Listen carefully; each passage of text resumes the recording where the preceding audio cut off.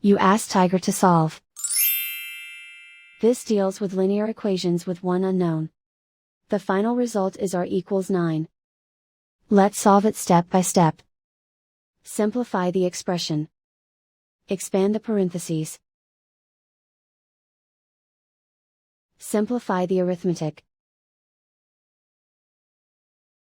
Group like terms. Multiply the coefficients. Group all constants on the right side of the equation. Add 24 to both sides. Group like terms. Simplify the arithmetic.